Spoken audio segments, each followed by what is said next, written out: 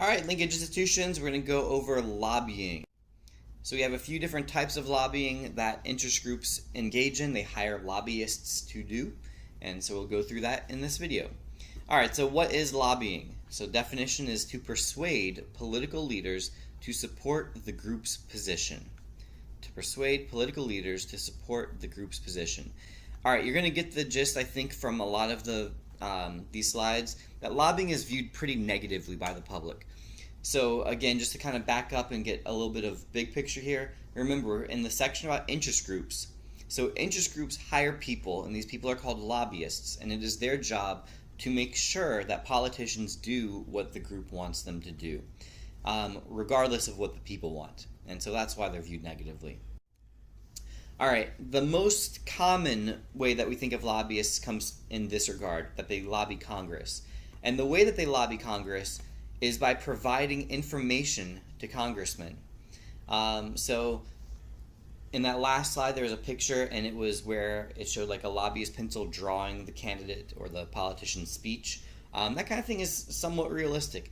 Lobbyists are policy specialists, meaning that, so if you, let's take the NRA, because I think that's one people are familiar with, the National Rifle Association. Okay, so picture the NRA. Their purpose is to protect gun rights. The lobbyists who work for the NRA, they are experts on that issue. They don't need to know anything about anything else. What they think about education policy, or what they think about, national disaster response or foreign policy, it doesn't matter. They don't need to know anything about that. Congressmen do, because they are policy generalists, meaning that they have to vote on lots and lots and lots of different topics and different things, a wide spectrum of things that they need to be informed on. When lobbyists, the guy from the NRA, all he cares about is the Second Amendment protecting gun rights. So he is probably going to have more expertise in that specific area. So what happens is lobbyists, you'll have some politicians in Congress, some congressmen who they support gun rights. So rather than them doing their own research on a bill, they can kind of trust the NRA lobbyists, because the NRA lobbyists, they know, all right, we have the same opinion on this topic. I'll let him tell me, hey, vote yes on this bill, vote no on this bill. It makes my life easier, rather than me doing the whole work, because I know we're on the same side. I know we both agree with gun rights, and so they do that kind of thing. So that is a hugely important part of what it means to be a lobbyist, is just providing information and making sure that the congressmen vote the way you want them to. They also testify before Congress. So they sit there with a microphone that actually is a real picture of Elmo. He is testifying before Congress. That was for PBS funding, but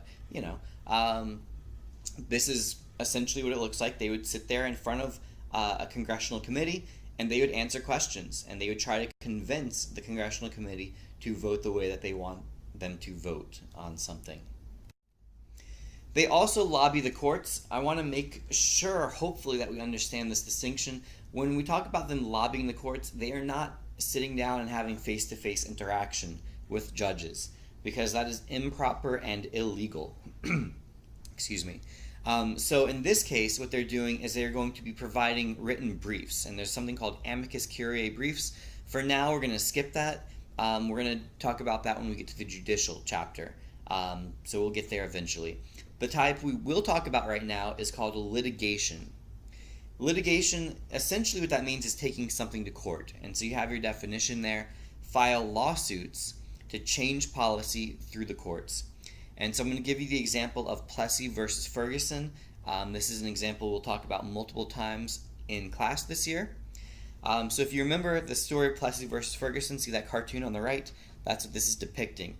It was where a black man, Homer Plessy, sat in the whites-only section of a train car, and he was arrested for doing so. He was arrested on purpose. This wasn't an accidental thing. Very similar to Rosa Parks. Like, she was not a random person, neither was he. They sat there intentionally to bring attention to their cause. And in this case, what they're trying to do was they wanted the Supreme Court to rule segregation unconstitutional. They were successful in getting him arrested. They were successful in bringing it to court. Unfortunately, in Plessy versus Ferguson, they ruled against Homer Plessy. They said that segregation was allowed. They said separate but equal was allowed.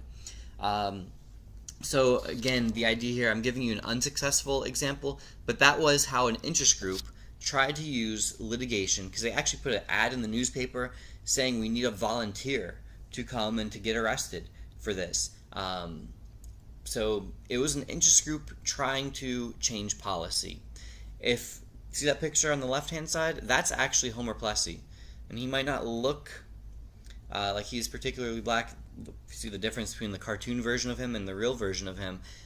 They found a guy who was 1/8 black, and so their goal was again to show the absolute absurdity of this. So this man was 1/8 black, and they said, okay, well 1/8 black is black enough, so you're not allowed to sit here.